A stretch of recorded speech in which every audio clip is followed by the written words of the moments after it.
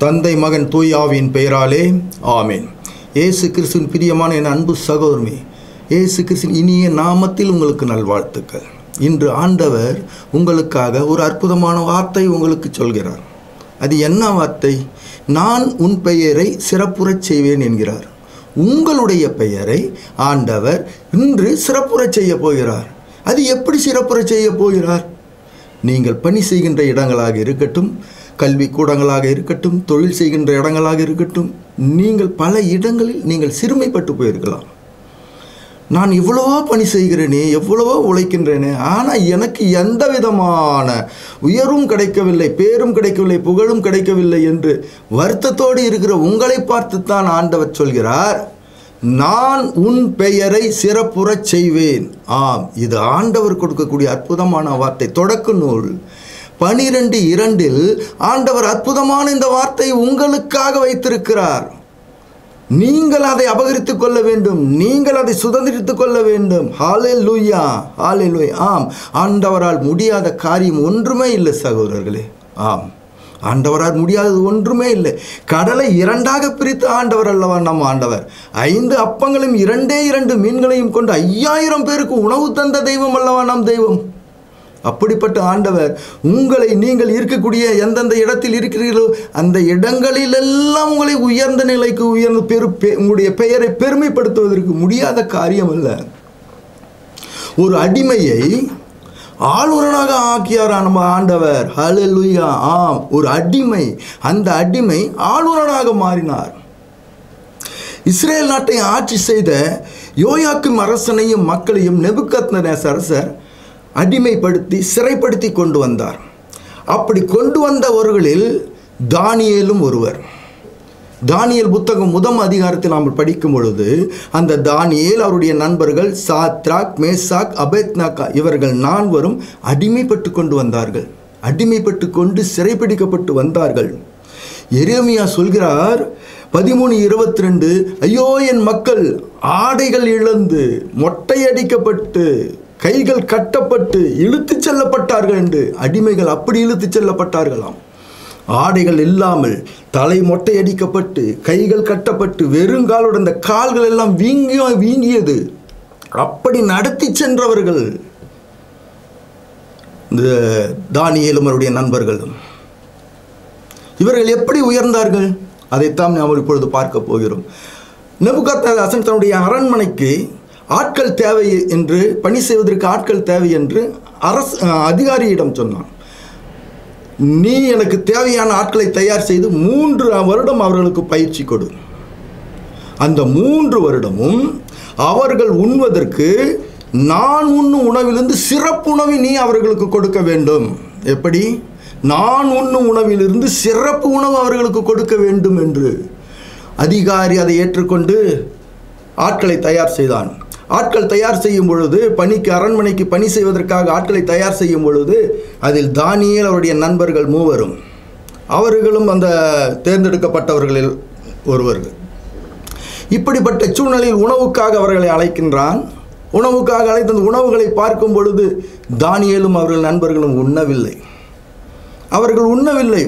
அரசனுடைய உணவு, அரசனுடைய சிறப்பான உணவு, திராட்சை ரசம், கறி, மீன், முட்டை, இப்படிப்பட்ட. ஆனால் அவர்கள் உண்ணவில்லை. எங்களுக்கு இந்த உணவு வேண்டாம், எங்களுக்கு இந்த உணவு வேண்டாம் என்று விட்டார்கள். ஆனால் அதிகாரி பயப்படுறான். ஐயோ, அரசனுடைய ஆணைக்கு நான் கீழ்ப்படியவனேன்னா என் தலை போயிடுமே அப்படின்னா. நீ பயப்படாத, ஒரு 10 நாள் எங்களுக்கு டைம் கொடு, அதற்கு பின்னாடி எங்களை பாருங்க. 10 நாள் அந்த மரக்கறி உணவு மட்டும் அவர்களை சாப்பிட கொடுத்தார்கள். நல்ல போசாக இருந்தார்கள். ஞானத்திலும் அறிவிலும் கல்வியிலும் அவர்கள் சிறந்து விளங்கினார்கள். ஏன்? ஆண்டவருடைய அபிஷேகம் அவர்கள் மேல் இருந்தது. ஏன் ஆண்டவருடைய அபிஷேகம் அவர்கள் மேல் இருந்தது? ஏன் அந்த உணவை எங்களுக்கு வேண்டாம் என்று சொன்னார்கள்? அரசனுடைய உணவு, சிறப்பு உணவை எனக்கு ஏன் வேண்டாம் என்று சொன்னார்கள்? லேவியராகும் 11 அதிகாரத்தில் 1 முதல் படித்து கொண்டு வரும்போது அந்த அதிகாரம் முழுவது என்னென்ன உணவுகளை உண்ண வேண்டும், எதை உண்ணக்கூடாது என்று பட்டியலிட்டு சொல்லப்பட்டிருக்கிறது. இது மோசே வழியாக நமக்கு கொடுக்கப்பட்ட கட்டளை என்று தானியேலும் அவர்கள் நண்பர்களும் பிடிவாதமாக இருந்தார்கள். அரசனுடைய ஆணைக்கு அவர்கள் கீழ்ப்படியவில்லை. ஆனால் என் ஆண்டவனுடைய வார்த்தைக்கு நான் கீழ்ப்படிவேன், அந்த ஆண்டவருடைய வார்த்தைக்கு கீழ்ப்படிந்தார்கள் சகோதர சகோதரிகளே. அதனால் ஆண்டவர் அவர்கள் மேல் அன்பு கூர்ந்து அவர்களுக்கு அபிஷேகத்தை பொழிந்தார். அல்லேலூயா, அல்லேலூயா, அல்லேலூயா. 3 வருடங்கள் சென்றன. 3 வருடங்கள், அந்த 3 வருடங்கள் அவர்கள் மரக்கறி உணவு தான் சாப்பிட்டார். மீதி எல்லோரும் வந்து அரசனுடைய சிறப்பு உணவை உண்டார்கள். அரசனுடைய இன்டர்வியூ காண்கிறார்கள், நேர்காணல் எல்லாத்தையும் அவர்கள் 3 வருடம் பின்னாடி எல்லாம் வருகிறார்கள். வந்தால் அரசன் ஒவ்வொருடம் கேள்வி கேட்டுக்கொண்டே இருக்கும் பொழுது மற்றவர்களுடைய மாமிசமும் திராட்சரசமும் உண்டவர்களை விட வெறும் மரக்கறி, வெண்டைக்காய், கத்திரிக்காய், முள்ளங்கி இந்த உணவுகளை சாப்பிட்ட நம் சகோதரர்கள் தானியேலும் சாத்ராக், மேசாக், அபேத்நேகோவும் டான் டான் என்று கேட்ட கேள்விக்கெல்லாம் பதில் சொன்னார்கள். அரசனை வியந்து போகணும். கல்வியிலும் ஞானத்திலும் அவர் சிறந்து விளங்கி இருந்தார்கள். ஆண்டவருடைய அபிஷேகம் அவர்கள் மேல் இருந்தது. ஏனென்றால் ஆண்டவருடைய இறை வார்த்தையை கீழ்ப்படிதனால் ஆண்டவர்கள் அவர்களோடு இருந்தார். ஹல்லேலூயா, ஹல்லேலூயா, ஹல்லேலூயா. ஆம் சகோதரர்களே, இப்படிப்பட்ட சூழ்நிலையில் இருக்கும் பொழுதுதான் இதுதான் முதல் இது. ஆண்டவருடைய வார்த்தைக்கு கீழ்ப்படியும் பொழுது ஆண்டவருடைய அபிஷேகம் கடந்து வரும். ஹல்லேலூயா. இரண்டாவதாக, அரசனுக்கு ஒரு கனவு வந்தது. அந்த கனவை அவனால் விலக்கிக் கொள்ள முடியவில்லை. ஞானிகளிடம் கேட்கும் பொழுது அந்த ஞானிகளும் வந்து, அரசே நீ கனவு சொல் என்று சொல்கிறார். ஆனால் நான் கனவு சொல்ல மாட்டேன், நீங்களே என் கனவை நீங்கள் தான் சொல்லணும், அதனுடைய உள் விளக்கங்களையும் நீங்கள் தான் சொல்லணும், எங்களால் முடியாது அப்படின்னு சொல்லும்போது அரசனுக்கு கோபம் வந்துடுது. நபுக்கத்நேசருக்கு பதில் சொல்ல முடியாதவர்கள் வெட்டி சாயுங்கள், அவர்களை கொலை செய்யுங்கள் அப்படின்னு சொல்லிடுறாரு. அந்த ஆணையை அவர் போட்டு விடுகிறார். அப்பொழுது கொலையாளிகள் தானியேலும் அவர் நண்பர்களையும் தேடி செல்கிறார்கள். தானியேலையும் அவர்கள் நண்பர்களையும் எதற்காக தேடுதல்? கொலை செய்வதற்கு அரசனுடைய கட்டளை, கொலை செய்வதற்காக தேடுகிறார்கள். அப்பொழுது தானியேல் நேராக வருகிறார். வந்து அந்த அதிகாரியிடமே கேட்கிறார், எதற்காக நீங்கள் எப்படி கொலை செய்ய வருகிறீர்கள் அப்படின்னு. அதிகாரி சொல்கிறான், அரசனுடைய கனவுக்கு விளக்கம் சொல்ல வேண்டும் என்று. சரி, என்னை அரசனிடம் கொண்டு போ. தைரியமாக சொல்ல, என்னை அரசனிடம் கொண்டு போ. அரசனிடம் கொண்டு போகிறார்கள். அரசனிடம் கொண்டு போன பின்னாடி தானியேல் சொல்கிறார், எனக்கு சில நாட்கள் அவகாசம் கொடுங்கள், உங்கள் கனவுக்கு நான் விளக்கம் கூறுகிறேன் என்று சொல்லி அவகாசத்தை பெற்றுக்கொண்டு வருகிறார். அவர் சகோதரர்களே, அவர் தானியேல் நேராக வருகிறார். வந்து அவர்கள் நண்பர்களோடு கலந்துரையாடுகிறார். நண்பர்களோடு சொல்கிறார், நீயும் நானும் அல்ல, ஞானிகள் இந்த தேசத்தில் எல்லா ஞானிகளும் கொலை செய்யப்படுவதற்கு அரசன் கட்டளையிட்டு இருக்கிறான். ஆகவே இதிலிருந்து விடுபட வேண்டும். ஆகவே எனக்காக நீங்கள் ஜெபியுங்கள். என்ன சொல்றார் தாவீது? எனக்காக நீங்கள் ஜெபியுங்கள் என்றார். மூவரும் ஒன்று சேர்ந்து முழங்கால் படியிட்டு ஜெபிக்கிறார்கள். சாத்ராக், மேசாக், அபேத்நேகோ, தானியேல் 3 பேரும் முழங்கால் படியிட்டு ஜெபிக்கிறார்கள். அந்த ஜெபத்தின் விளைவு என்ன சகோதரர்களே? என்ன ஆனது? அன்று இரவே தானியேலுக்கு அந்த கனவும் வெளிப்படுத்தப்பட்டது, அந்த கனவுக்கு விளக்கங்களும் விளக்கப்பட்டது. ஹல்லேலூயா, ஹல்லேலூயா. ஆம் சகோதரர்களே, கனவுடைய விளக்கம் எந்த ஞானிகளுக்கும் கிடைக்காத அந்த விளக்கம் தானியேலுக்கு கிடைக்கப்பட்டது. ஜெபத்தினால் நண்பர்கள் ஒன்று கூடி சேர்ந்து ஜெபித்த அந்த ஜெபத்தினால் அன்று இரவே தானியேலுக்கு விளக்கம் கிடைக்கப்பட்டது. நேராக அதிகாரியிடம் போகிறான். அப்போ பார்த்தாக்கா ஞானிகள் எல்லாம் கொலை செய்யப்பட்டிருக்கிறான். சொல்கிற அப்படின்னு, தானியேல் உன் வேலையை நிறுத்து, இதோடு நீ கொலை செய்ய நிறுத்து, நீ என்னை அரசனிடம் கொண்டு போ என்று சொல்கிறார். அரசனிடம் கொண்டு போகிறார்கள். அரசன் பெரிய சபை, அரசபை பெரிய சபை. அந்த சபையில் எல்லோரும் உக்காந்துட்டு இருக்கிறாங்க.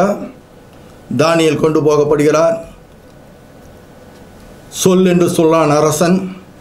தானியேல் முதலாக சொல்கிறார், அந்த கனவுகளை சொல்கிறார். இதுதானே நீ கண்ட கனவு? அரசன் பேச்சற்று அப்படியே அமர்ந்து கொண்டு இருக்கிறான். என்ன சொல்வது என்று தெரியல. ஏன்னா ஒரு பிசகும் இல்லாமல் அப்படி அந்த கனவை, தான் கண்ட கனவை அப்படியே அரசன் முன்பாக சொல்கிறார். அரசன் வியந்து போகிறான். அதற்கடுத்ததாக அந்த கணவனுடைய விளக்கத்தையும் தானியேல் எடுத்து உடைக்கிறார்.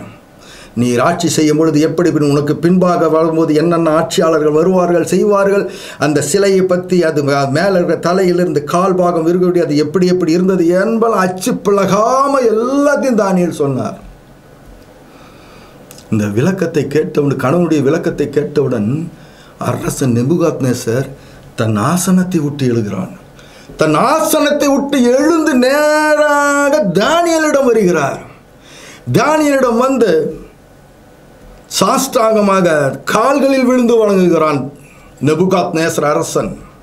ஒரு அடிமையின் காலில் அரசனே விழுகின்ற சம்பவம் இந்த இடத்தில் நாம் பார்க்கிறோம். ஹல்லேலூயா, ஹல்லேலூயா. இப்படிப்பட்ட ஒரு அபிஷேகம் கீழே விழுந்ததும் இல்லாமல் பொன்னும் தூபம் தானியேலுக்கு காட்டுங்கள் என்று சொல்லி அவருக்கு ஒரு பெரிய பதவியை கொடுக்கிறார். அதுதான் இந்த நாட்டின் ஆளுநராக நீ ஆவாய் என்று. முதலில் என்ன நடந்தது? அடிமையாக இருந்தவன் அரசு ஊழியர்களானார்கள், வெறும் அரசு ஊழியர்களானார்கள். ஆனால் அந்த அரசு ஊழியர்ல இருந்து அந்த அரசு ஊழியர் ஆளுநராக மாறினார். ஹல்லேலூயா. இந்த ஆளுநர் எப்படி பதவி வந்து ஜெபித்தார்கள் சகோதரர்களை, ஜெபித்தார்கள். 3 சகோதரர்களும் ஜெபித்தார்கள். ஹல்லேலூயா, ஹல்லேலூயா, ஹல்லேலூயா. ஹல்லேலூயா. எப்படிப்பட்ட ஆபத்து காலத்தில் என்னை நோக்கி கூப்பிடு, நான் உன்னை விடுவிப்பேன் என்கிறார். ஹல்லேலூயா, ஹல்லேலூயா. திருப்பாடல் 91:15 சொல்லப்பட்டிருக்கிற ஆபத்து காலத்தில் என்னை நோக்கி. கொலைக்கு நியமிக்கப்பட்டவர்கள் தானியேல் அவர்கள் நண்பர்கள் எல்லாம் விளக்கத்தை சொல்லவில்லை, கொலைக்கு நியமிக்கப்பட்டவர்கள். ஆனால் ஆண்டவரை நோக்கி கூப்பிட்டார்கள். 91:15 திருப்பாடல் எப்படி நோக்கி கூப்பிட்டார்கள், அவர்களுக்கு விடுதலை கிடைத்தது. ஆளுநராக மாறினார்கள். தானியேல் மட்டுமல்ல, அந்த நாட்டின் ஆளுநர், அவரோடு இருந்த சாத்ராக் மேசாக் புறதேசத்துக்கு பொறுப்பாளர்களாக நியமிக்கப்பட்டார்கள். ஒரு அடிமை பயந்த வாழ்க்கை, கைகளும் கையாள்களும் கட்டப்பட்டு இழுத்துட்டு வந்த அடிமைகள் இன்று பெரிய பெரிய அரச பதவியில் உட்கார்ந்து கொண்டு இருக்கும் பொழுது, சகோதரர்கள், இந்த செய்தியை பார்த்து கொண்டிருக்கிற அன்பு சகோதர சகோதரிகளே, உங்களை ஆண்டவர் உயர்த்த மாட்டாரா? உங்களை ஆண்டவர் உயர்த்த மாட்டாரா? உயர்த்துவார் கண்டிப்பாக சகோதரர் சகோதரிகளே, உயர்த்துப்பார்கள் பிரியமானவர்களே. ஏனென்றால் கிறிஸ்துவின் நாமத்தை அணிந்திருக்கிறவர்கள் நீங்கள், கிறிஸ்தவர்கள், கிறிஸ்துவின் பெயர் உடையவர்கள். இந்த வேத புத்தகத்தில் என்னென்ன இருக்கிறதோ எல்லாம் உங்களுக்குத்தான் சொந்தம். ஆகவே ஆண்டவர் சொல்கிறார், பயப்படாதே, திகழாதே. நான் இதுகாலம் வரையில் நான் எவ்வளவோ பணிகளை செய்தேன், எவ்வளவோ வலுவான காரியங்களை எல்லாம் செய்தேன். ஆனால் என்னால் முடியவில்லையே, என்னால் உயர முடியவில்லை, என் பெயர் முடியப்படவில்லையே என்று சொல்கிறார். அசுவே ஆண்டவர் சொல்கிறார் எஸ்ஐயா 43:4, என் பார்வையில் நீர் விலையேறப்பட்டவன், என் பார்வையில் நீ விலையேறப்பட்ட, ஆண்டவருடைய பார்வையில் நீங்கள் விலையேறப்பட்டவர்கள். ஆம், விலையேறப்பட்டவர்கள். மனிதர்கள் உங்களை உயர்த்த தேவையில்லை. மனிதர் உங்களை புகழ வேண்டும் என்று நீங்கள் நினைப்பதை விட ஆண்டவர் உங்களை புகழ்கிறார். பார்த்தீங்களா?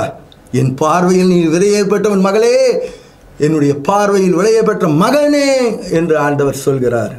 ஆகவே கலங்காதீர்கள், திகையாதீர்கள்.